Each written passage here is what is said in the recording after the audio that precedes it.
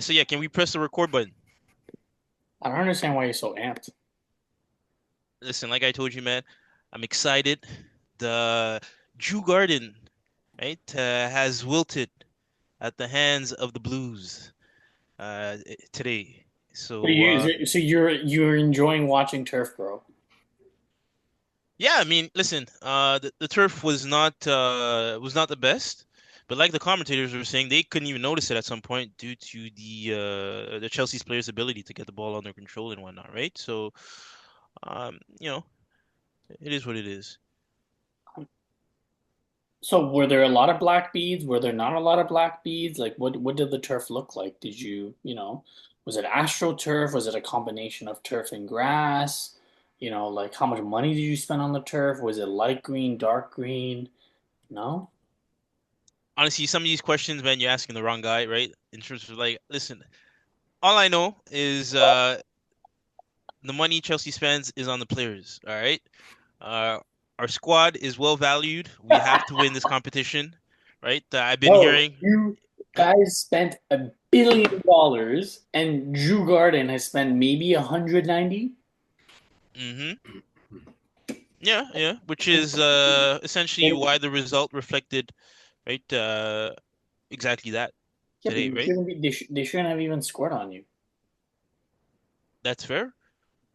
That's fair. It was a poor goal to concede, but again, given Chelsea's current run of form, we've been making too many mistakes, so it's not even surprising at this point. But the point is, right, the important part is that we did get the result, and it was a convincing result, even though I was not happy with the game at all in terms of the players' performance and whatnot.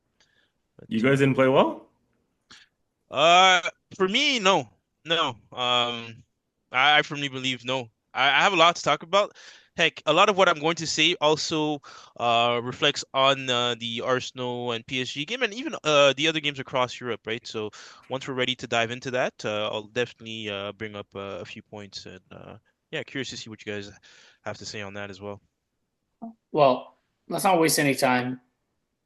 Welcome back. I believe, if I'm not mistaken, this is episode 20.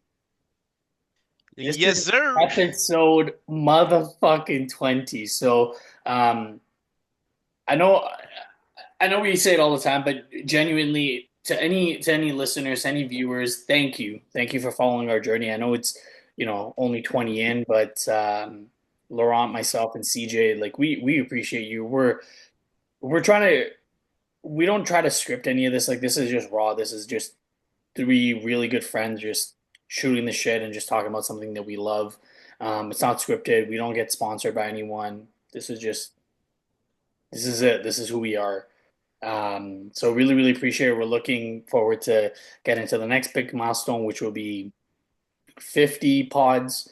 And then, as we go, hopefully we get more and more. But yeah, as always, again, joined by my co-host Laurent and CJ. Yep. Um, yeah, I mean, let's just get right into it. I'm drinking the Henny tonight because some Arsenal players are gonna get fucking roasted today. Okay, so Okay. I'm This just guy gonna just start outed now. himself. Right? They said this Yeah, guy or just outed himself. Yeah, it's no, crazy. I don't give The, a the fuck. past the Listen, past pods were like anti-alcohol, you don't advertise, and then the guy just completely switched the script. You know what I But mean? listen. Like last week, it was all on me, bro. I just know I'm drinking straight. This is pure water, ladies and gentlemen. Is it vodka or Unfiltered. water? No, it's water, fam. Come on. Yeah, but but at least he's being honest. He's being transparent. He doesn't try to hide it. He doesn't try to open the bottle on the side. Trying to be all discreet about it, right? He's coming. Uh, uh-oh, we Good. lost. I hope you pause for like that. exit him out of the chat, bro. Because man was starting talking some nonsense. Um, okay, I'm just gonna go on my rant. So if you fellas can just give me a quick 5 minutes to just let me just get it out because I've been holding this in. Um, PSG won, Arsenal nil. A couple of things, and I know CJ, you're gonna go in on some of these things as well, but I'm just gonna let it out. The most shambolic performance from Arsenal this entire year. We've had some shitty performances, But you also have to talk about context, right? You have shitty performances in the Prem, you have some shitty performances here and there in FA Cup, in Carabao Cup. I understand it, but we're talking about context, right? This is arguably this collective of players that Mikel Arteta has created over the last 6, 7 years. This is the most important game that they've played, hands down. You're at the Emirates. You can put like you can make your mark and say we have arrived. Everyone jokes about Arsenal. We've never won a Champions League. Let's just put it out there. We've never won a Champions League. Everyone knows that. But the performance that you had against Real Madrid, to go from that to this is completely unacceptable. And I'm not here like to any Arsenal fan that wants to make an excuse about the referee, please exit door left. I don't want to hear any of your fucking complaints. This game had nothing to do with refereeing decisions. Whether some of them were good or not, again, we cannot be putting ourselves in positions to always be saying, oh, well, if the referee did this. No, we like dominate the game. Dominate the game. You got dominated from the moment the ball was kicked to the moment the last whistle was blown. We were dominated, period. I don't even want to talk about phases that we did well. We were dominated, period. That midfield of Vitinha, Fabian Ruiz, and Neves completely dominated us. That front three, amazing. The way that they played. Like, there's really no like. I'm trying to find a positive to take away from this game. The real only big positive is Miles Lewis-Skelly is the real deal. He is the real deal. The way that he was driving, the way that he was taking the ball, the way that he was, running through the midfield, riding tackles, like he is the real deal. Aside from that, like the tifo, like I know CJ and I we were talking about it, like the massive cannon. Like, listen, man, I understand, like Wait, the tifo. What are you referring to? like the banner, the big banner. You know how like they typically Yeah, yeah. like What about it a with the fucking cannon? a Like, fucking cannon. Like I get like like in different European leagues, like the tifos are a big thing. Like Dortmund has crazy tifos, PSG has crazy tifos. Different leagues have those crazy tifos. But like if you're gonna do a tifo and it's the first one, like you would think that this would have been planned like months in advance in the anticipation that we would get this far. But if you're just gonna put that shit out, like, come on, man. Like what they did for the Real Madrid tie was way better than what they did for this. wait, what did they have? The Real Madrid tie, they had like the red and white signs that everyone held up. If Mm, you go, if you go look at it, you'll see. Like it was actually clean. It was like a clean, right, right. kickoff. But like to me, like that was not it. And the last thing before I shut up for a while and let you guys kind of give your breakdown is we talk about Gabriel Martinelli. We talk about the left wing. We talk about how, you know, he needs to show up. And in this game, and I think we said it a lot last pod, like we talk about fine margins, but the difference for me is PSG had one chance, they executed.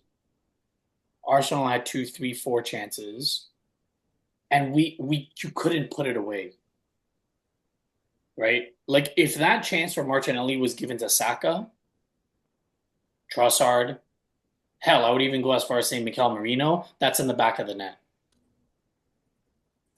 But how, like you're coming off the wing, you open your hips up, and you know that this keeper is like 6'6", 6'7", like he's massive, and you're like, put some oomph in it.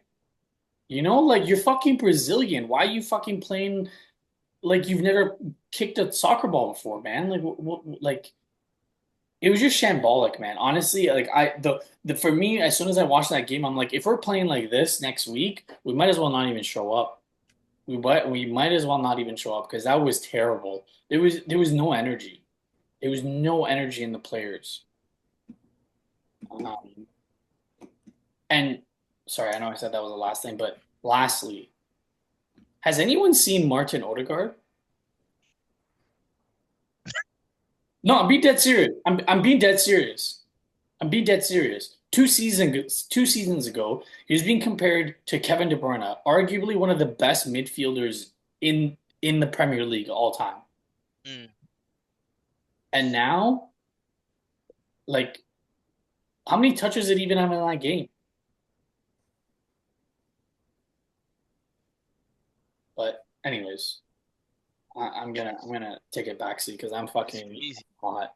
I mean, you know what's surprising to me though is when you're mentioning the energy. Man, I seen the Arsenal Instagram channel prior to the kickoff, and they had Arteta do this whole video asking the Hmm. fans to show up, to, do this, do that, imploring like the supporters to come out.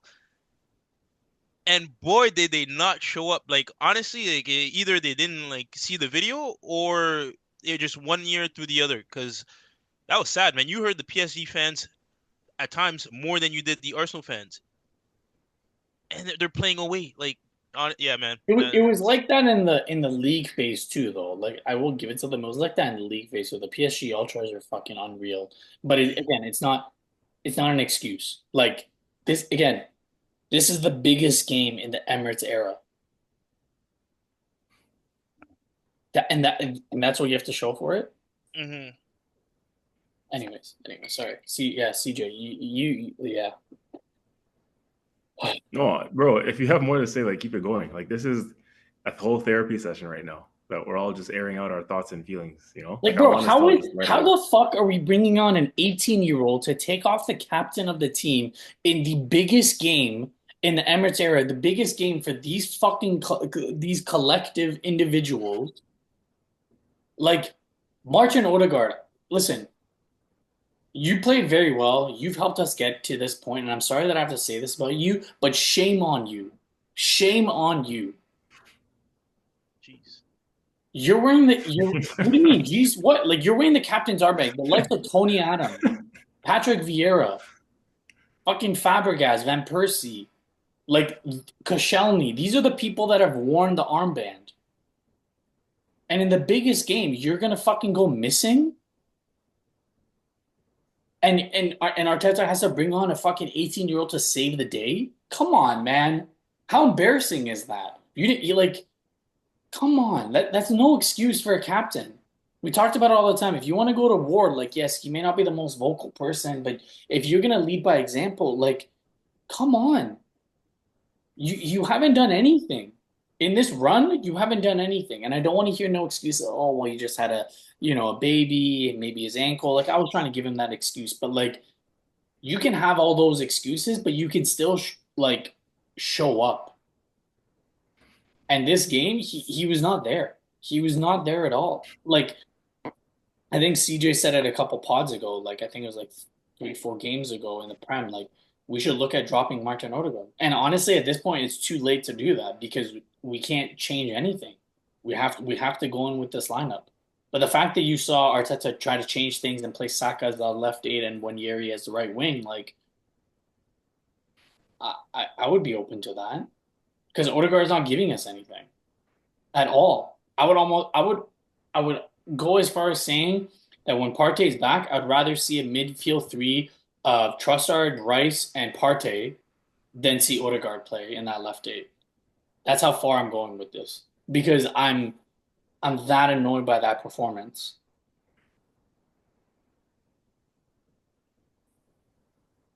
Yeah, sorry, I'll stop. I'll stop. Well, you've heard it here first, folks, on the Gunner's Corner. Yeah. Yeah, no, I feel like CJ, you got something to say for sure, man. Do you wanna chime in first or no? I mean, like, where do I even begin? Um, okay, on the positive, it's 1-0. Okay, so there's that. If anything, there is just that the fact that um there was a certain level of damage control that you guys were able to salvage out of this. Okay. The game could have like if PSG took their chances, it could have easily been 2-3. And at that point, right, this is a completely different podcast, you know, like Wait, Laurent, can I completely just say something on that? Sorry. yeah, go on. Yep. Sorry. Just popped in my head. Mm-hmm. A Kvaratskhelia tackle by Timber, that's a straight pen. Yes, thank you. Yes. If it happened on the other side, I would want it as a pen. Yes. Oh, sorry, I didn't want to. You just popped in my mind. I just didn't want to lose that. Sorry, go ahead. Sorry. Yeah, no, that's very good point that you brought up.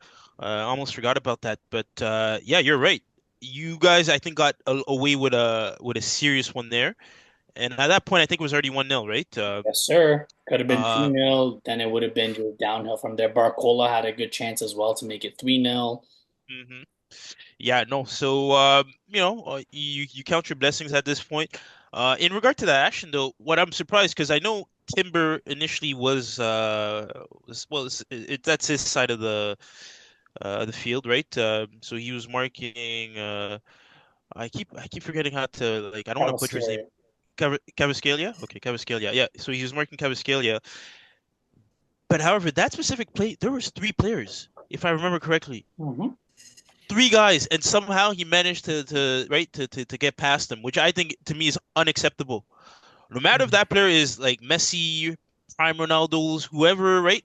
Ever, if there's three guys, a player should not get past three guys. You see what I'm saying? Like, especially like on that side of the pitch, it should not happen, right? And then, yeah, no, he did that, right? No pen. But other than that, I think I almost feel like it could have been just the occasion, to me, right? That got to the players, uh, because again, it started out very flat, low energy. That specific goal, I would say I would blame Rice. I don't know if you guys agree with me on that. At least up to the point where the opposition was in your third, in your area, right? I don't know how you guys lost the ball and how they ended up there. But at that point, okay, we talked about this even when we analyzed Eze's goal last week or earlier this week, where if a player is outside the 18, that is a dangerous area. You never want to leave players just, loitering there with no kind of coverage. Declan Rice, funny enough, when you watch the replay, he even checked his shoulders, right? And I don't know why he took the gamble. Maybe he probably thought someone else was going to go and cover the area, but he should have stayed where he was. At that point, you count on your guy, which would have been Timber, right, to be able to men mark the guy one-on-one. Can I just give one Yeah. piece because I watched that goal over and over again. Mm-hmm. When you zoom out, there's some wide angle shots that you can see is when so apparently, and Mm-hmm. I don't know if the source is true or not. Apparently, Arteta wanted Kvaratskhelia and never have a one-on-one, so that's why Rice went. But when you zoom out on the wide angle, when Rice did that shoulder check, Mikel Merino was running back and Odegaard was running back, and then you saw that they slowed down and they were running as intensely as soon as Rice looked back and went straight to go to the Right. Kvaratskhelia. So while I can understand, yes, Rice could have kept that position, but then like if he was instructed to not have Kvaratskhelia go on a one-on-one, if you know you're Odegaard or Marino, you have to get back. Okay. No, So that's to me, mm-hmm. I can see from both sides. I agree with you. Yes, you have to trust Timber, but then on the other side, I'm like, okay, Kvaratskhelia one-on-one. You may not want to do that. They did that same thing with Vinny. They rarely let it be one-on-one. Partey was also going on that side a lot of the time. So to me, like the person to blame for me is more Marino and Odegaard. And I think I messaged you guys in our group chat when I was watching that game. I'm like, Odegaard, that's your fault. Right. I remember that. No, that's a good point, especially if like these were the instructions given by the manager, right? So I can see why, right? Yeah, he would definitely leave that area, right? But for sure, at that point, then to me, then I guess if I'm not blaming the players, I'm blaming the manager on that because this is something you drill into your team, right? Especially on the defensive side of things. You're right, and it's like it's in game. It's like you're seeing your guy, right? And you already know that you have to cover, right? It's like it's subtle things, but it's like you don't even have to say anything, but you can tell where your guy is on the pitch and where his positioning is. And I'm telling you right now, anyhow there was a player in that area in front of Dembele, you don't even have to mark him tight. He would not have been able to receive the ball like that and shoot it the way he did, right? Um, but yeah, no. Overall, I think you guys picked it up definitely second half. Actually, even before the first half, around the last 10, 15 minutes, you guys were starting to pick it up. You did have your chances. Apart from Martinelli, yeah, that was a big one. That was a big one. Mikel Merino had a chance. Yeah, yeah. I mean, he scored, but it got ruled out. Which, I mean, the offside shout.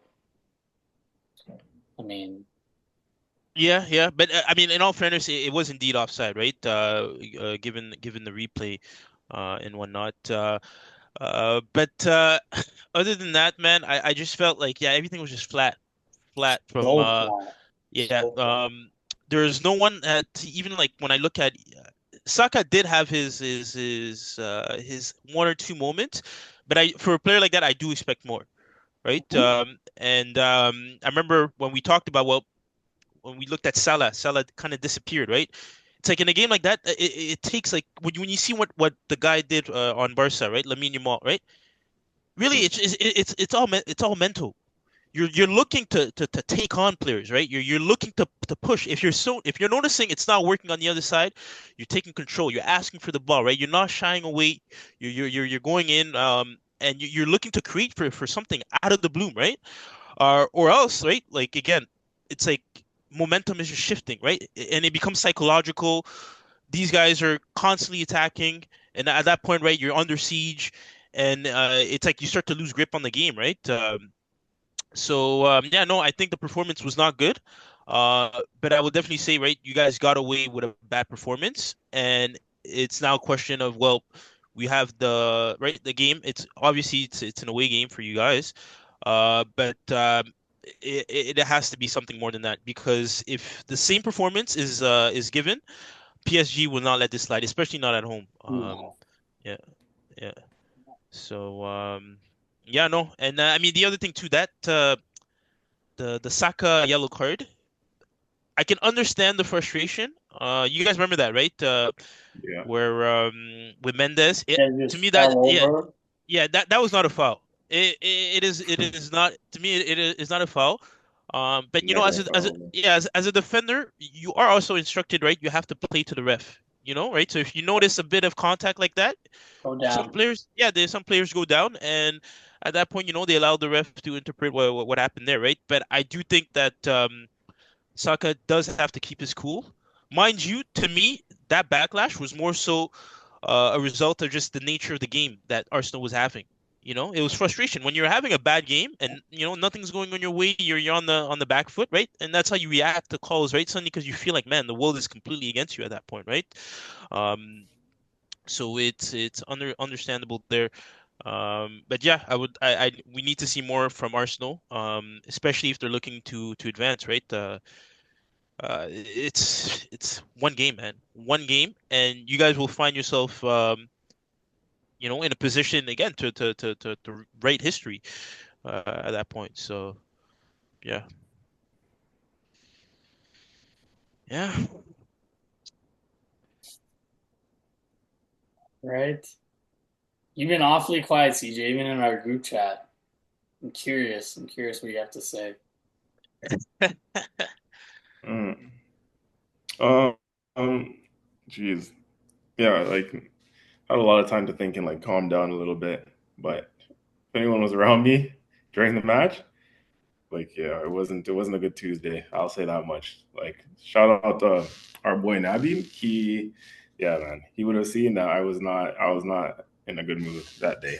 During the game, I don't think I've been as animated for. I mean, I'm animated during all Arsenal games for the most part, but that game on Tuesday, I was going crazy. Like, yeah, if I would have seen myself, it would have been like an out of body experience. You know, like watching myself and watching my reactions. Like, yeah, Nabi will tell you guys, man. I was going crazy. It was like the Hulk in motion. You know, like things were being thrown. The TV was getting screamed at.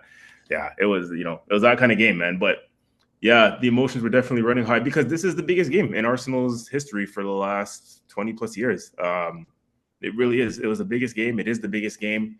It's the biggest of occasions. Like, this is the semifinal of a Champions League, and a chance where I feel like we really do have a chance to get to a final and even win it. At this point, when you're in this far, you got to think that you're in with a shout to win it. And it would be, obviously, after the season we've had and we talked about fine margins, it would just be so disappointing to go out in this fashion. And so I put, as all of us Arsenal fans have done, put everything on this game. So my emotions were just completely riding high during the game. So every ball I'm there kicking from where I'm watching, every ball I'm kicking, every header I'm going up for, every call I'm shouting at the referee for, as if he can fucking hear me. But it's true. Like, I felt like I played the game myself, bro. It's crazy. Like, I felt like I needed a shower after the 90 minutes. But yeah, man, like, after calming down and reflecting on all of it, you guys touched like on a lot of good points. And like, Laurent, I want to get to the goal because I think I agree with a lot of how you analyzed that one. But I think it all starts with the lineup, boys. Like, that's where I want to start, is the lineup. And we knew Thomas Partey dug us in a hole. Sorry to put all the blame on the guy, but for an experienced player, that was such a costly yellow card, and it was costly in the moment. And as the build-up to this game has gone on, it has become more and more evident that was such a costly yellow card because, as we discussed, this is not reactionary from any of us. We discussed this pre-game in the last episode where we said Thomas Partey's absence affects 3 positions, right? It affects our number 6 position because we have to pull Rice into 6 out of number 8. It affects the number 8 position because Rice is no longer there. Then we have to pull our number 9 and Merino into midfield. And then Trossard goes up top. That's 3 positions that are being shifted, right? That, like, it's for one player, 3 positions are being shifted. And that sounds kind of crazy, but it's true. Like, that can make or break in these games and fine margins and tight Champions League games with good opposition. Little things like that can affect your whole dynamic. And my fear was the lineup going into the game because I didn't think it was strong enough in a couple areas to match what PSG had. And so it proved. Like, a couple of reflection points from me is that Merino is better up top than he is in midfield. And funny enough, we bought him as a midfielder, but he is just not good enough in midfield for me, personally. Like, he's good technically, but he's too slow. He's not quick enough. Like, the gaps that we saw appearing in this game, you wouldn't see if it was Rice and Partey together in midfield, right? Rice can only cover so much ground, but PSG looked like they had all the time in the world in midfield in the first 20 minutes of that game. And a midfield of PSG's quality is one of the last midfields in the world that you want to give time and space to. Like, they look like they had the freedom of the park. Marino couldn't get anywhere near. Even Rice couldn't get anywhere near because, as we said, Rice is going over to help Timber, who was having a torrid time with Kvaratskhelia until he calmed down, which left space in the midfield area. So when Laurent, I agree, when Rice is going over, and actually in Mehrdad, you said this as well, somebody should be coming over to cover quicker than what they did. Like, for example, if Partey is in there, Partey can cover the ground, right? So then Rice can come across quickly because Rice is just quick and agile and athletic enough to cover the ground. But in this game, when Rice shifts out of position, or when Rice has to go over to cover, the rest of the midfield isn't quick enough. They may be intelligent. Odegaard and Merino are intelligent players, but Merino especially is not quick enough across the ground to recognize to be in those proper defensive positions, and that was part of the problem. I felt like he couldn't get near any of their midfielders when they were just bopping it around us. It wasn't the right fit for this game. I have no doubt that a Rice and Partey midfield, an athletic midfield, a quicker midfield, a more agile midfield can close those spaces down quicker, can press the Vitinhas and the João Neveses of the world, much quicker than what we did in this game because exactly that, like we didn't have enough legs. Rice can't do it all by himself, and I felt so bad for him at some point. One of the best and only chances we created in the second half was Rice driving through midfield to play Trossard in, and obviously we know what happened after that with Donnarumma made that great save. But that was one of the only chances of that second half. That wasn't created by Merino. That wasn't created by Odegaard, which we'll get onto. That was created by Declan Rice, who's coming from the whole. He's the CDM. He's the number 6. He should be in this game. That's not what he was meant to be doing. But he was doing everything in this game because we didn't have anything else in midfield really. Rice had to make that driving run through the midfield in the number 6 position to play Trossard in and slip him in where Donnarumma made the save after. But that came from Declan Rice, and Declan Rice wasn't meant to be playing that sort of role this game. You know, he was playing the deepest of our midfield. He was meant to protect the back four. Rice was trying to do it all again, and I think he was one of our better players on the day, Rice, you know? And so it just goes to show what we're missing with that midfield dynamic in this game. And that was always going to be the concern, and it proved to be the case. Now, the reason why I think we're not out of it is because, mind you, that was PSG's best 11. Like, that was PSG's best team. Aside from missing Thomas Partey, we are obviously missing other key players, and the performance generally was not a good one. So from our perspective, the good news is that our performance can go up, at least. At least we know that, right? Our performance can go up because we're also going to have the personnel back in Thomas Partey to help us with that. So with Partey back in the second leg, he slips back into the number 6. Rice is able to make that difference in his box-to-box number 8 role, and I think that makes a massive difference physically because as we saw one or two times at the glimpses in this game, once we settled down and got into it, and in the second half, Rice making those driving runs, again, João Neves, Fabian Ruiz, and Vitinha, they're good on the ball, but they're not as athletic, they're not as physical across the ground as Declan Rice, right? We missed that so much in this game, what Declan Rice offers when he goes box to box, when he makes driving runs through midfield. Those guys can't keep up with him. I'm telling you, you know, the ball moves quicker than man, and that's why they're so good at what they do, because they move the ball quickly, but they don't have the running power. You know, and Declan Rice was not able to do that obviously a lot in this game because he'd be vacating his position in the number 6 role. But next week in Paris, when he's able to go back to number 8, when we have Thomas Partey behind him protecting him, I expect us to see a lot more of those driving runs through midfield. You know, his athleticism, his physicality. I expect it to be a different game for that reason. And that's the only thing I would say that gives me the confidence is just basically the personnel. The personnel wasn't right in this game. And that was the main gist of it. And to only be 1-0 down going into the second leg is, we caught some life in that case, you know, because it's all to play for now. And I believe with the lineup that we used in both games in the quarterfinals to beat Real Madrid, that lineup will be a much better match for PSG in the second leg. And I'm also going to include our striker in that. Trossard for me is not. I mentioned my concerns about Trossard before the game, and they still stand after the game. So again, this is not reactionary because I had concerns about Trossard, and he just proved to me that he's not a number 9, at least not at our level, not what we're trying to do. You know, Marino is a better 9 for us. Yeah, that was embarrassing for him because I think the one thing that I said before the game during the breakdown is because he was on a hot streak, I was anticipating a little bit better performance, and he was off it. He was off it completely, and it was really sad to see. And I think, like, again, something that was reconfirmed for me is that he's not a starting player in our team. Like, for a team like us who's trying to go for titles, trying to go for leagues and Champions Leagues and whatnot, like, Trossard should not be starting for a team like that. You know, he's good off the bench. I'll go as far as to say when we're looking to upgrade our wingers this summer, I would sell Trossard.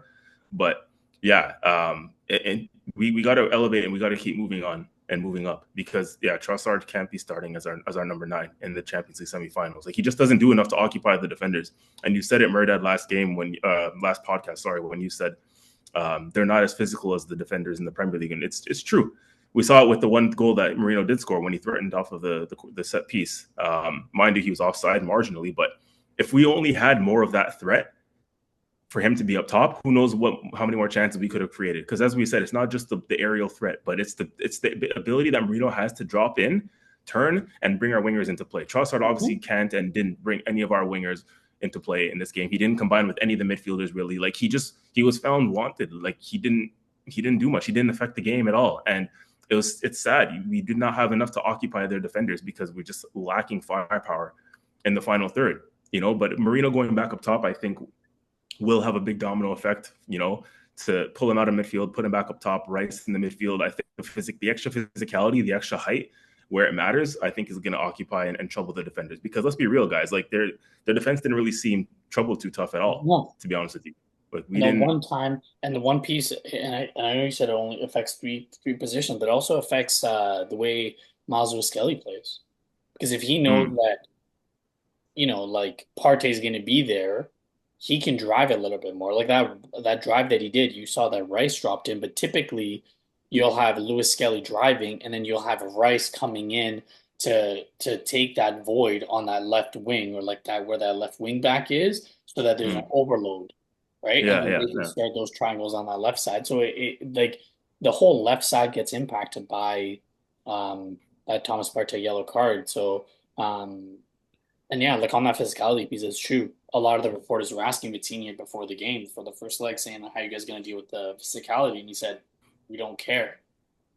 But I think, with Partey coming back, I truly hope that you're right, that the physicality comes through, because when Vitinha played in the Prem, again, it was almost like a Lucas Torreira. Like Hmm. he's technically way better than Torreira. I don't want to disrespect Vitinha, but like too small, too fragile.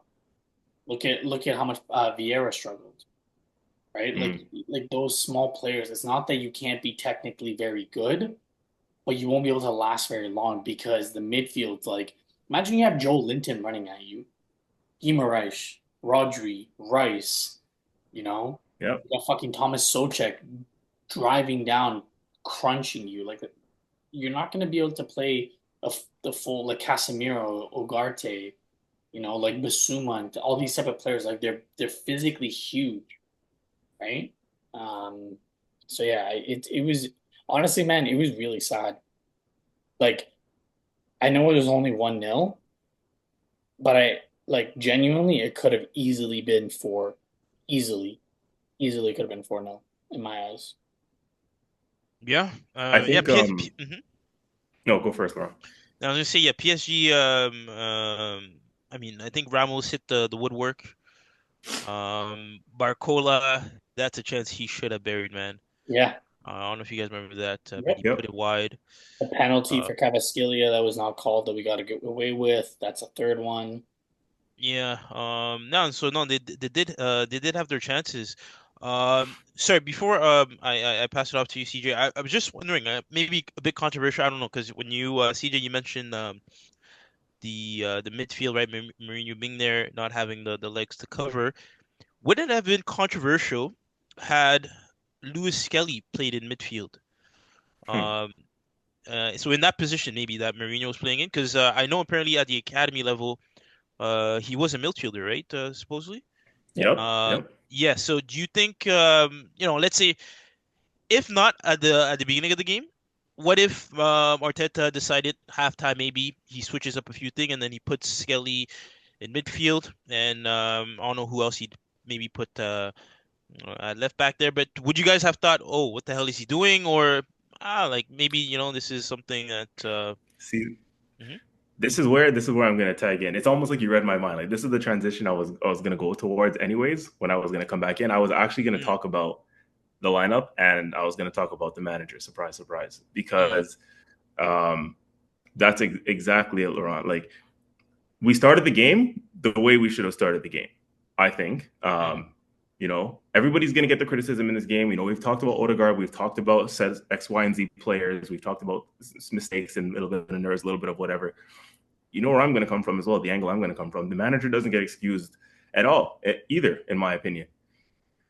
Odegaard, Arteta, the team, essentially, they're all part of this cheerleader act, and I wanted to touch on the atmosphere as well because you guys were mentioning it. We're all part of this cheerleader act and this build up before the game of we need you guys and bring your shirts and your shin pads and your this and your that, and we need you to be the 12th man, and all that is well and good. But when Odegaard on the pitch, he's more of a cheerleader than a footballer because he's doing this all game, trying to hype up the crowd. Bro, don't get up. You hype us up. Do something on the pitch to hype me up. I'm not going to get hyped up by you just throwing your arms around and flicking your hair like Sabrina Carpenter. Like, do something on the pitch to get me hyped.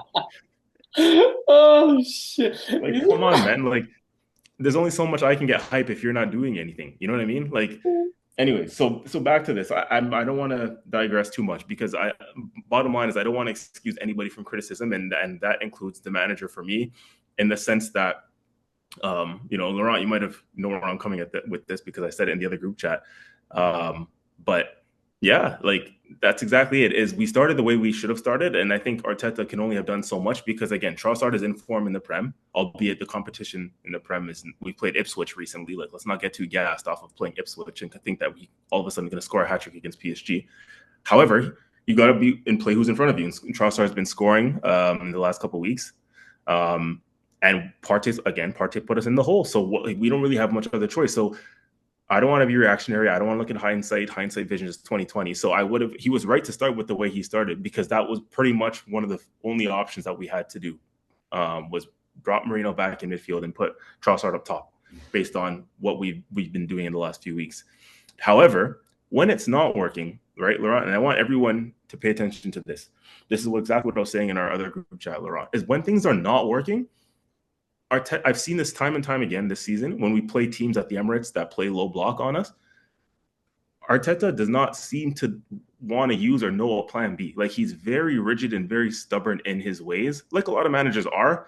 But it's like, we're in the 80th minute and we're still playing with inverting fullbacks. Like, why do we think that clogging the midfield and crowding the midfield, like, that's a team who's winning a game? In PSG's case, that's exactly what they want you to do, is everything's going to be in front of us. You know, you can put 4 or 5 players in midfield and overload the midfield, but we're just going to defend our area, because you're playing everything in front of me. You're not threatening me in behind. You're not threatening me in a different way. It's just boom, boom, boom. You're just going to knock the ball from side to side, play it to your inverted fullback who's standing right next to your number 6, who's standing right next to the number 8, and you're just going to try and knock the ball from side to side without any penetration. Like, you know, it's what are we trying to accomplish still by having our inverting fullbacks on the pitch, or making like-for-like subs that aren't going to affect the game? Like, in my opinion, and I was saying this, Laurent, when the other group chat, the point that I was getting at is, it's the 80th minute. We've made no substitutions or no changes or just be brave. Like, make an attacking change, make a different kind of personnel change. We don't have to keep playing the same way. Like, do something different with the personnel. Why can't we put Merino back up top? Obviously, it's not, what we're doing is not working, right? So we can't continue to sit on what we have. Like, there's only so much we can feel sorry for ourselves with about excuses and this and that. Arteta is one of the highest paid managers in the world without winning a trophy of any significance. So it's your job, Mr. Arteta, if you're getting paid that much money, to come up with a solution. I'm not going to hear excuses for so long, right? Like, come on, they're internal solutions, bro. There were some. Why can't Merino go up top? Why can't Skelly go into midfield? Why can't we bring on Kieran Tierney to play left back? A different type of left back, not one that's going to invert, but one that's going to trouble the wide areas. Why can't Tierney's going to make those overlapping runs? He's one of the best crossers in our team, Tierney. So if you just, again, think logically for a second. I'm not being paid millions like Arteta is, but what's wrong with putting Merino up top in the second half for some aerial threat and presence, and bring on a wide fullback in Kieran Tierney, who can get down the line and put balls into the box? Like, for me, it doesn't sound like rocket science. It's just a little bit of common sense. Like, just do something different. Why do we need to keep playing the same way? Like, for like substitution, we're chasing a goal, and our first substitution is a right back swap in the 80th something minute. What is that going to do? How is that even going to change the game? I think at that point, sorry to cut you up, but I feel like at that point, the idea behind that, although I don't agree with it, but he's just trying to He came out. Yeah, and not concede. You know, it seemed like it was very defensive in that sense, right? And just cover his bases, take the 1-0, and then take it to Stade de France. Do you actually think that was his motive? Yeah. Because again, like, that's right. That's you're bringing in it was Ben White, right? Yeah. Ben White for Timber. Yeah, for Timber. I'm pretty sure Ben White is not known for his offensive. Oh, he is. He's known. He actually is, funny enough, more than Timber. Defense. But currently, is he like especially with how he was playing it, because I know he just came back from injury. So yeah, I know that wouldn't have been the sub that I would have done. I would have done probably what CJ said. I probably would have. Yeah, Boys, at some point, Merino needed to go up top, and he's no good at midfield at that point when we're chasing a game. You need to throw caution to the wind. Put him in the box as a number 9. Get aerial presence, aerial threat. What are we doing here? I agree. Like, I agree. It's not making any sense. So do something a little bit different. Why wait? Odegaard is having a stinker. I never said not to start Odegaard. We have to start him because he's our captain and we need him to come good at some point. But why? What is Wanyeri going to do? It's almost disrespect. What is Wanyeri going to do in the 90th minute? You give Odegaard 90 minutes, and then Wanyeri comes in the 90th minute, gets 4 or 5 minutes to do what with that? Like, give him more time. When Odegaard should not have been on the pitch that long. No, it should have been, honestly, for me. Even if you want to do like for likes and keep everything the same, I would have brought on Zinchenko and taken Odegaard off way earlier, because I think Zinchenko does play that position for Ukraine, and I think he would have done more and he would have made more progressive passes. Something And to like even change. with the win, sorry. No, Yeah, I was no, gonna say even with the Winieri thing, like you guys saw with his very limited minutes, the impact that he made in just a brief short minute. Like as if you, I don't know if you guys remember, there was a late in the game, and this almost got me out the edge of my seat. Late in the game, he had a chance cutting in on his left foot that attracted 3 players towards him because he's a danger on his left foot. And maybe PSG already studied that and did their homework on that. But at that point, he cut in on his left foot. I thought he was going to have a shot, but he popped it off to Martinelli, who friggin' just skied it. I don't know if you guys remember that at the end, the very last chance. But it's things like that. It's like, why, when Yeri is 18 years old, he's got nothing to lose. He's a brave young kid. Put him in a little bit earlier than that. Why? At what point do you think that in the 90th minute the game is going to change? Like, we need more time to affect the game. We're chasing a goal. And Laurent, for Arteta's sake, I would hope. I don't think he did this. And if he did do this, then he should never come out in a press conference and say this, because I'm going to give him the benefit of the doubt and say his idea was not to protect a 1-0 loss, because that would be, you cannot come out and say that. You're at home. Don't tell me you're trying to preserve a 1-0 deficit. At home, you're going to bring on a defensive player to keep the margin only at 1. That, I don't think he would do that. I'm going to give him the benefit of the doubt and say that. And if he did, he could never come out in a press conference and say that, because he'll get ripped. You're at home. You have to go for it. You have to go for it. At home, you have to go for it. I mean, as much as I hate to say it, I do think that Arteta did play for the 1-0 loss. As much as I hate to say it, but I definitely do agree with you that at home, you got to go for it. Yeah, you got to go for it. You got to give him at least 1 year, 10 minutes. At least 10 minutes with stoppage time, right? And it was interesting for me to see Saka at that left 8 position and Winieri at left as a right wing. Like, it's just all in all, it's just terrible. Just terrible performance all around. The only bright spot, like I said, I think it was Miles Lewis-Skelly. He's a dog. Yes. He's the only bright spot in this game. And that's why he should have been, actually, like we're all saying, why in the first half, he's the one that he did another one of his typical runs through midfield, beating the press, riding the challenges, and then he's the one that slipped Martinelli in for the chance that Martinelli should have buried. So again, common sense would just tell me that, okay, late in the game, in the second half, when we're down bad, chasing a goal, one of the few guys who can and has created one of the only openings in a game should be playing in a position high up the pitch to affect the play, break the lines, right, as he did.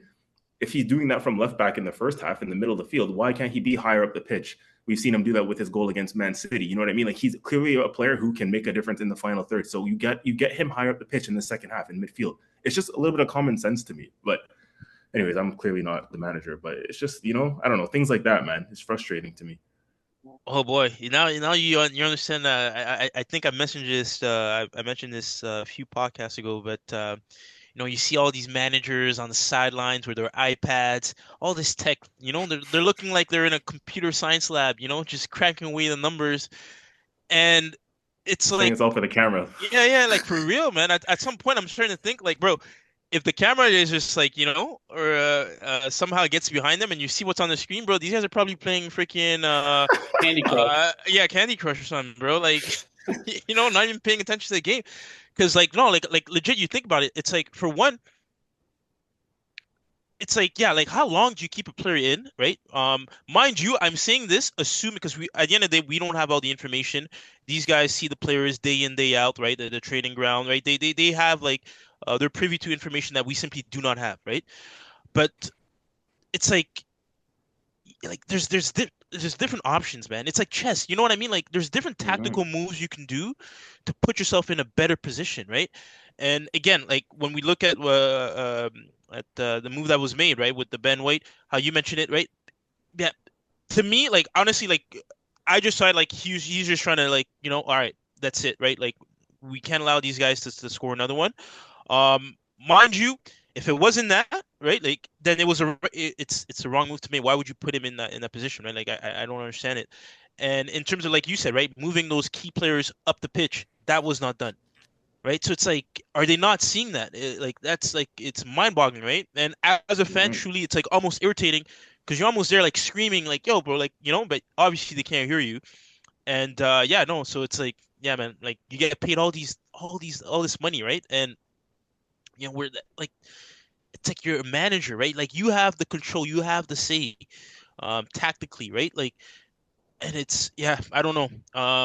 And they're Like not idiots, right? Like if we yeah, see yeah. it as fans, all of us see it. So Hmm. surely they see it. So then I think it just comes down to stubbornness as well at the end of the day, too, right? Yes, you know what I think it's a lot of that too, where sometimes they are pretty stubborn, right? Like if they came in with a game plan, to them they feel like okay, like you know it's their philosophy, and yeah, like you know they're rigid, right?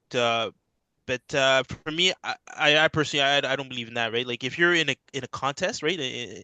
Any contest versus someone, right? It's like you adjust to the circumstances at hand in real time.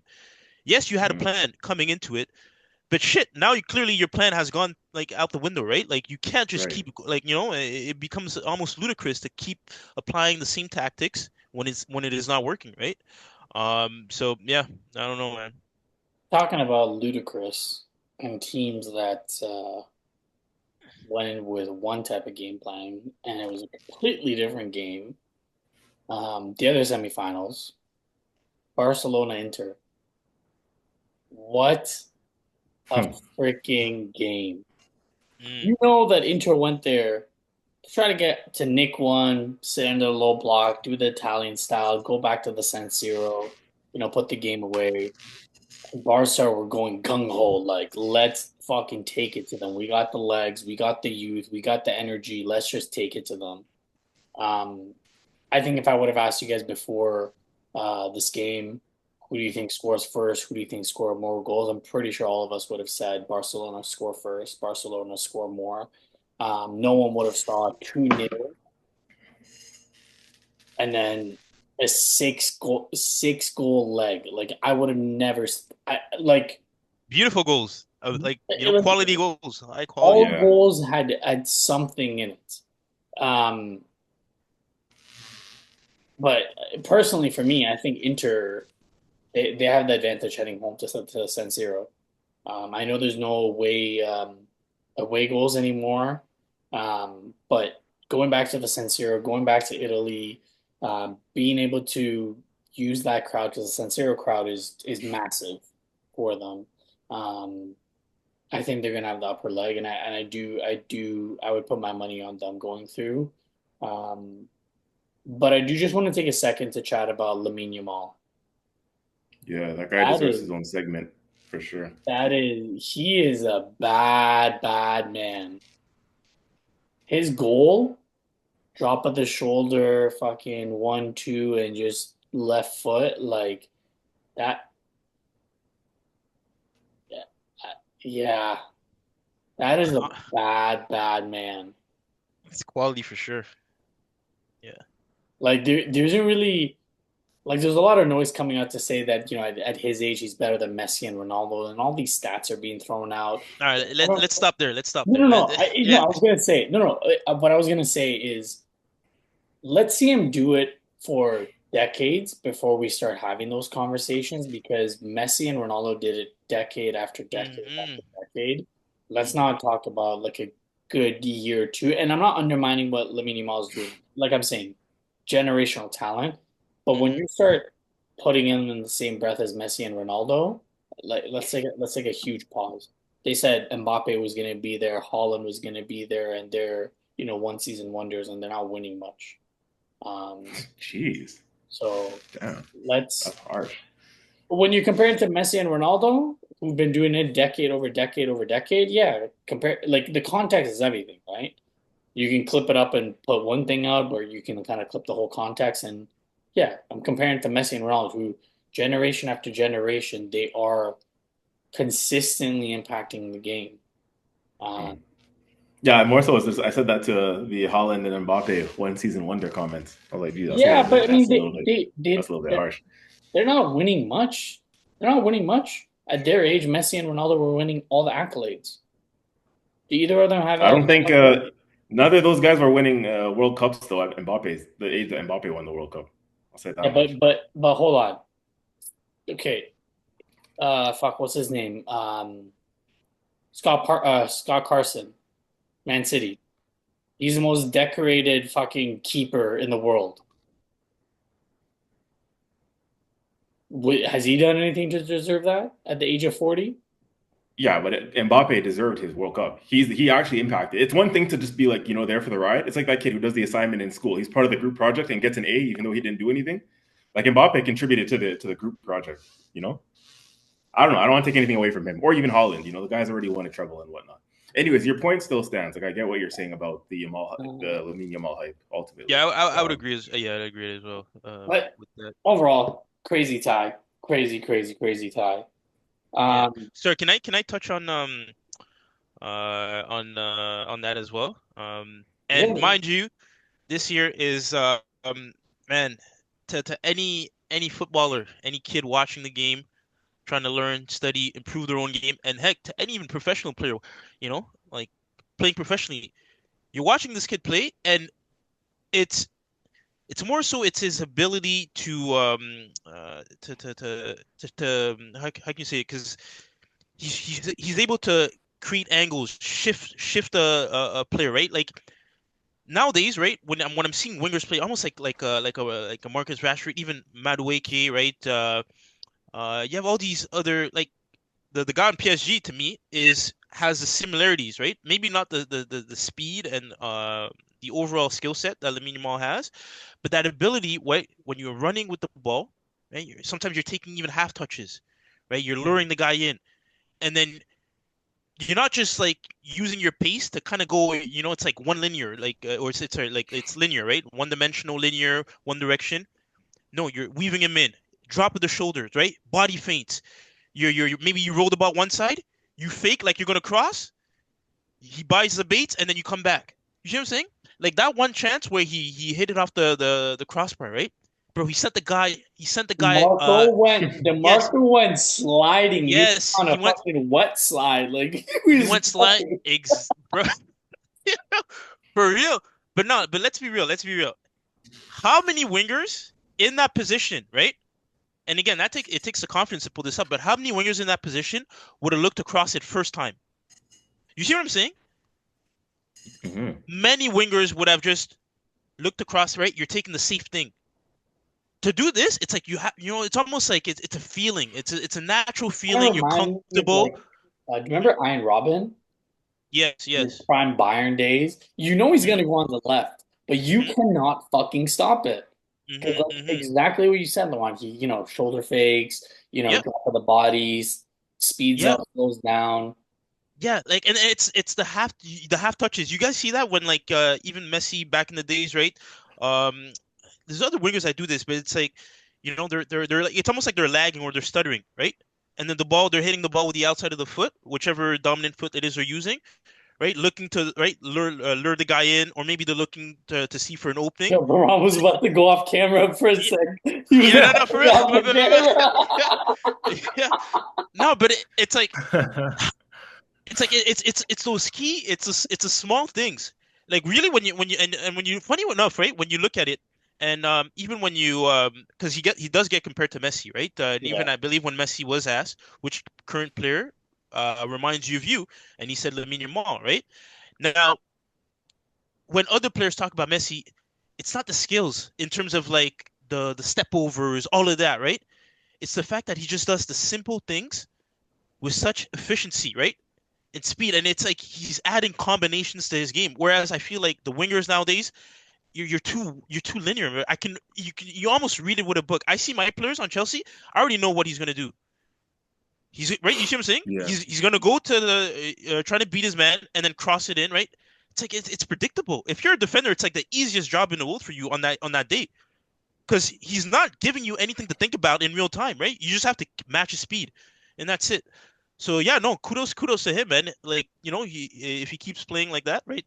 At that point, I think your statement might not hold true, right? In terms of the Messi Ronaldo comparisons, but yeah, no, man, he's definitely a very very talented guy. Yeah.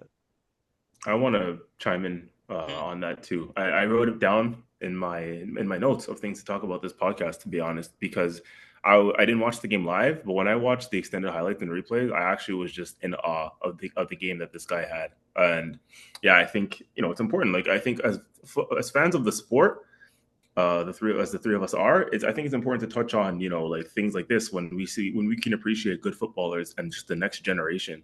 Um, we're fans of the game, we're fans of the sport, and you just love to see this. And we talked about this recently. I've talked about this in many different conversations that I've had. And the dying art in football, they say now, of just natural flair and skill being taken out of the game because everything is so system based now, and a lot of coaches and players and whatnot are following the Pep Guardiola style. And there's this common theory that Pep has killed that style of just the natural flair players from back in the day, like your Ronaldinhos and so on, and Robinhos and those guys who just used to play with freedom of expression. They're saying that's being taken out of the game a lot these days for system based football, because coaches aren't encouraging that as much anymore. Because it's all about gambling and taking risks, and that's jeopardizing the opposition. Jeopardizing your team if you lose the ball and this and that. So, it's not as encouraged these days to be that sort of brave and have that sort of freedom of expression. But Lamine Yamal is just a breath of fresh air to watch. It's like watching the throwback players that we used to watch. Like I said, some of those Brazilian legends of the past, like R9 and Ronaldinho, and the guys that used to play with so much skill and flair and technical ability. And Yamal it's refreshing to see. It really is refreshing to see. The kid is 17 years old, and as much as it's about ability, because anybody can have ability, let's face it, right? But mentality is just as much a part of it, and that guy, he's fearless, man. Like I said, bro, at 17, what was I doing? I was probably getting in trouble at Frosh Week for drinking illegally, Not that I'm an alcoholic or anything, but yeah, the truth comes out. Like, fam, at 17, this guy is again already winning the Euros, and as I was saying earlier, he didn't just take part as the water boy, bro. The guy was the main guy in Spain's attack to win the Euros, help win the Euros. You know what I mean? Like, we're talking about a 17-year-old doing it on the biggest of stages.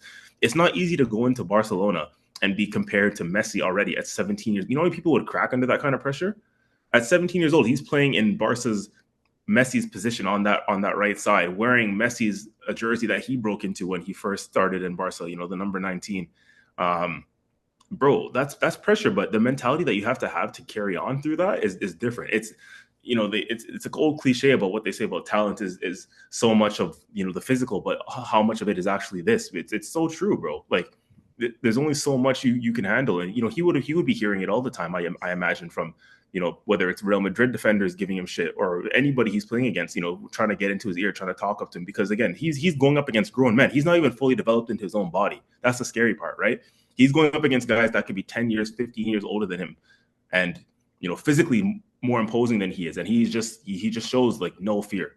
When we talk about guys in our side from the Arsenal perspective, guys like Odegaard, who when he gets the ball sometimes looks like he doesn't want any smoke. Oh, let me get rid of it quick because I'm afraid he's gonna, come running behind me, breathing down my neck, and clamp me. No, like Yamal he doesn't care about any of that. We saw, I'm sure that clip has gone around that we've all seen by now of him able to wiggle his way out of that tight space in that second half and then once he got out of it, did a little 360 turn and sprayed it across field. Like, how he got out of that, I had to watch that back like 3 times. Like, bro, that was insane. That's a guy with no fear, and I think his sky's the limit for him so long as he's got a good supporting cast around him that help him keep his head screwed on straight. But I do think that he can, without putting too much pressure on him. It's true what they're saying. Like, Messi wasn't doing as much maybe at 17 years old as what he's doing. I think that conversation is there to be had, because remember, like, Messi was obviously up and coming doing his thing, but he was still playing alongside Ronaldinho, Samuel Eto'o, Henry, even at that Barcelona team. But Yamal, again, just as much as he's the main guy for Spain's attack, alongside Rafinha, he's arguably the main guy in this Barcelona attack as well. Like, they're looking to him. He got them back in the game yesterday against Inter, So yeah, man, he's one to look out for. I can't wait to see the kind of career he's going to have. Hopefully he stays on the straight and narrow. A couple other games I just wanted to quickly touch on for the Premier League sides. Nando's FC beat Bodo Glimt 3-1 at home. Looks like they have one foot in the finals. The key thing for me was like Ange in his pre-game press where he pretty much said he's like, even if I win the Europa League or if I lose the Europa League, I'm out anyway, so it doesn't really matter at this point. That's confirmed? Like, he's not confirmed, but pretty much, yeah. I don't think he's gonna stick around. I don't think. I think his relationship with the fans is too far gone. And it's really bad because I think he actually is a really good coach in my eyes. I just think Spurs was the worst team for him to go to. just for Right, the right. fan bases, and they don't appreciate what he's trying to do. Like they're like bottom feeders in the Premier League, and he's about to get them into a European final. Like Hmm. with all the obstacles that he's gone through, um, Yeah, it's and a then, shame. yeah, and it looks like they're going to face another Premier League team because Manchester United beats Bilbao at home because the Europa League final is going to be in Bilbao. They beat them 3-0. Um, in my opinion, it was controversial that red card. Mm, I don't know if you guys watched it back. mm-mm. Um, I can I agree that it should have been a pen. I agree that it should have been a yellow, but it's harsh to give a straight red. I don't think it was a clear and obvious scoring opportunity. I think Bilbao were done wrong with it. Are you That's saying in that my because it opinion. was Haaland? Nah. No, well, I mean, but no, but straight up, like I don't even if it was Bruno Fernandes, like I don't think that was a clear and obvious scoring. Like the ball was so far away from Højlund, Mm-hmm. but that was definitely a pen though. Like he dragged him down. Like he didn't make an attempt. The defender did not make an attempt at the ball. Right. But 3-0 heading back to Old Trafford, it's pretty much over. Like I don't I can't see United dropping that. It's Crazier funny things. you say that because it's United, man. Like you don't even know. Um, I think Amarin is gonna probably play like instead of playing a 3-4-3, I think he's gonna play like a 5-5-5. mm, right, Like I think he's just gonna try to get to the finals because that's all their season. right. That's their season. And then the I It's last. heard Oh, sorry. oh no, I was gonna say I heard so Nico Williams did play. I didn't watch the game. Yeah, But Nico Williams did play. I heard he didn't play well. he was not. He didn't play well at all. He had a couple like shitty crosses. I'm like, what the fuck are you doing, bro? Like you're not beating the first defender in the cross. Like, come on. mm, Um, See, there's a conversation to be had there now because he's obviously been heavily linked with Arsenal, and I'm still trying to feel out like how I feel about this guy. He hasn't done it domestically. He had a really good Euros, but we've seen a lot of players, do well in a tournament, and then the hype just dies down after that, right? Like James Rodriguez and players like that. So, mm. like, I don't know. Still wondering if Nico Williams is really the guy that we should be going for. Like, for the money, no. For the money that I've he been hearing wants, this week I've been hearing this week that rumblings of Rodrigo from Real Madrid may be leaving, and if any chance that he's available, like that's who we need to be all in for, in my opinion. yeah. But to be honest with you, CJ, like if Rodrigo is available, and as much as I hate to say this, he's going to Liverpool. Oh, that's wild. What makes you say that?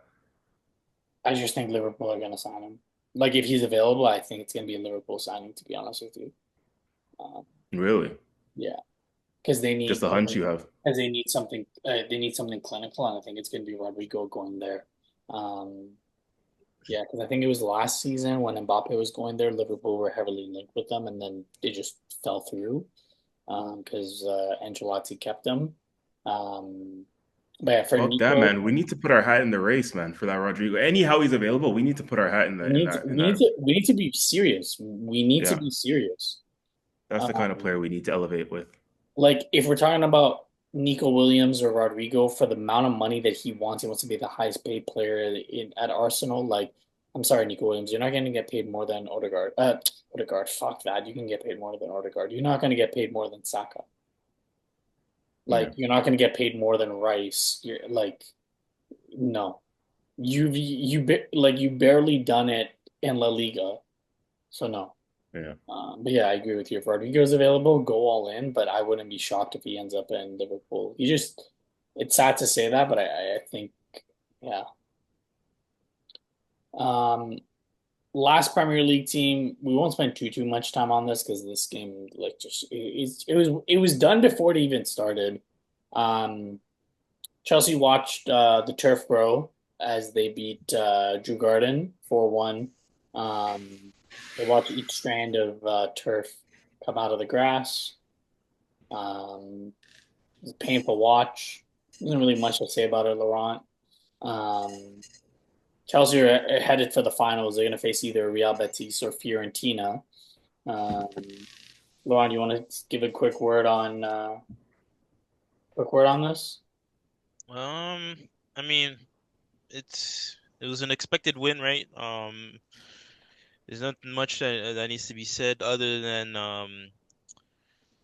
I don't like the system. Even more so, the one thing I don't like about the system, I don't know if you guys noticed, but with Chelsea, right, we have our three center backs, or sorry, three defenders, right? And then when the guy inverts or whatever, now you have two almost like defensive or midfielders, right? You can say, and they're almost on the same line always. You see what I'm saying? Like, Yeah.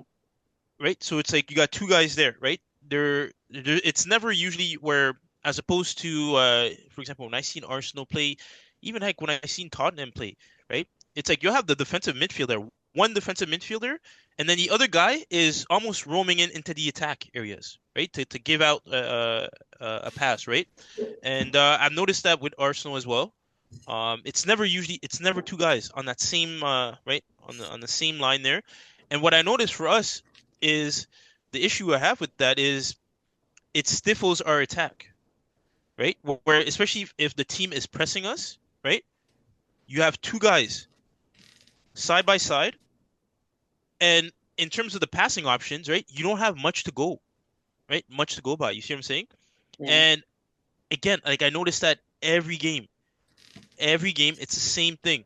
Whoever is inverting is always alongside whoever that defensive midfielder is, right? So whether it's Caicedo, and then you have right Reece James right next to him.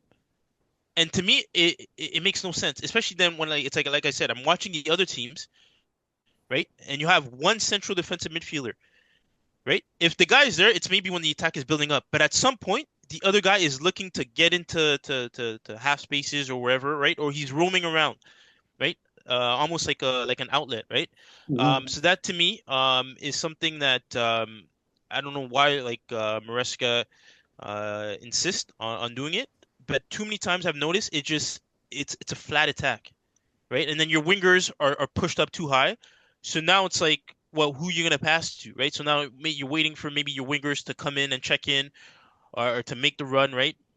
So it's just that. And then, like I said, in terms of our wingers as well, their creativity for me is not the best. Um, and it's an issue, right? Because if you don't have creative wingers, right, so where the dangerous ball is going to come in, right? If you're looking to, you know, hit a cross in for your striker, or even look to try to beat the man and like And cut then, in, score, right? It's just not happening, right? So it's like, yeah, we scored.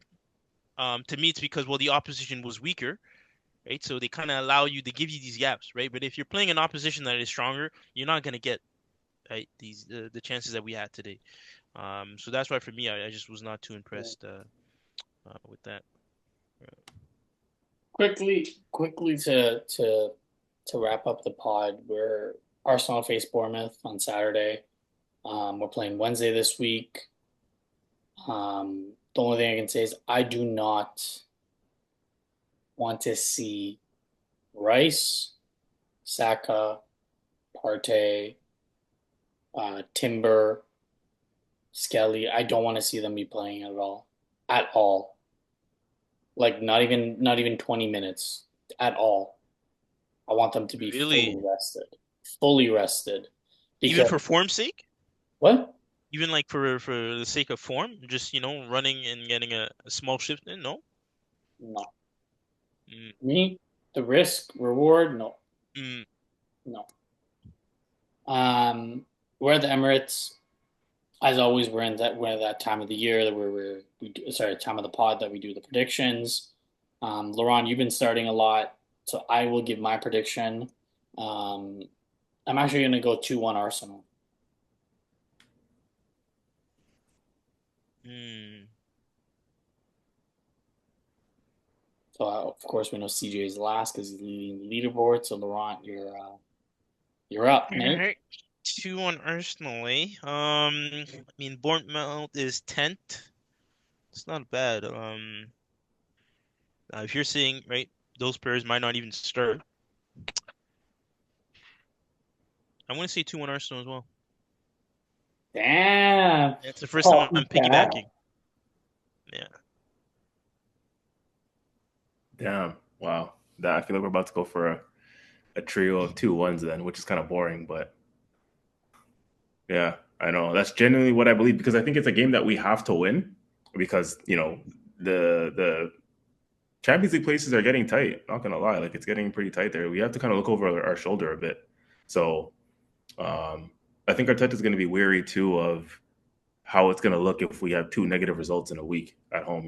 He's the kind of manager who's going to want to bounce back and still prove a point. So unfortunately, I do think some players that were going to want to be rested are going to fucking play, to be honest. But that being said, the players themselves, again, we're all human, right? The players are only human. They'll be thinking the exact way us fans think. Like the players, let's be real, they have one eye on Paris next week as well. So they're going to kind of show, I think, a similar performance level to Crystal Palace in that, not all the tackles are going to be 50-50. There's not going to be that much energy in pressing and running as it would be typically in a normal Premier League game if there was jeopardy on it, So, but I think like we might just get by because, again, we do have to bounce back in some capacity. We're at home again. So it's not like I see us winning by a couple goal deficits. I do think it's going to be like a 2-1. And I do see Bournemouth scoring. So I think it's going to be 2-1. That's my reasoning for it. Laurent. Damn. This is hella boring. We all have the same prediction. You can choose to switch up if you want. Yeah, I think I'm gonna switch up just for the sake of it, man. Like, yo, there's no way, bro. Like predicting the same thing. Yeah, what are you gonna say? 2-1 Bournemouth? No. I mean, the next thing is either I'm gonna go 1-0 Arsenal. Yeah. 1-0 to the Arsenal? Yeah, 1-0. Okay. Well, since you changed your score, you can take us away for the pod. Give us the final words. Jeez, closing thoughts, eh? Well, I mean, where do I start? Thanks again. It's a milestone in our journey, 28th episode, as Mehrdad has mentioned at the beginning. The Gutters Corner is here to stay, right? Almost like Arteta has tried to convey before the PSG game, right? We need you guys, every episode, come out, show love, show your support. If you have your kits, wear them. And once we start doing these lives as well, right? Maybe we do have a watch along, right? It'd definitely be amazing also to have you guys there. We can even do some live chats. But all in all, right? From the three of us, thank you for being with us on our journey. And look out for us growing and bringing in some new stuff, right? So it won't stay as, we're doing these 2 episodes a week. But we're definitely right. Once we get the time to settle in, we're going to revamp a lot of things and bring you guys, even more interesting things for the podcast. So thanks again. All right, fellas. Another one on the books. See you guys Monday. PSG breakdown. Yo, are we really not going to mention Forest loss at all? Not even like for 30 seconds? Whoa. We just wrapped it up, man. Like, what's going on here? Oh, I don't know. I didn't think, we should just let that one slip under the rug without bringing a shout out to your side or one of your sides. Damn, this is crazy, bro. Like, I feel like you've been holding this in since like the 5th minute, bro. Like, I just thought somebody was going to bring it up. How are we not talking about this? Well, honestly, before you tagged along and joined us, I was telling her that, listen, Chelsea at this point is competing against Forest for that spot. So I'm rocking out with Chelsea, right? So if Forest, listen, that prediction I had about them finishing top 4, I couldn't care less for that now, right? Because Chelsea.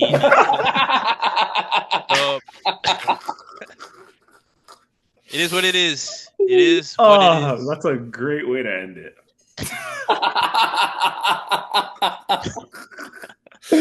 Oh, fuck, bro. Oh, shit. Oh, man. On that note. Yeah, that's on that fucking note. See you guys Monday. All right.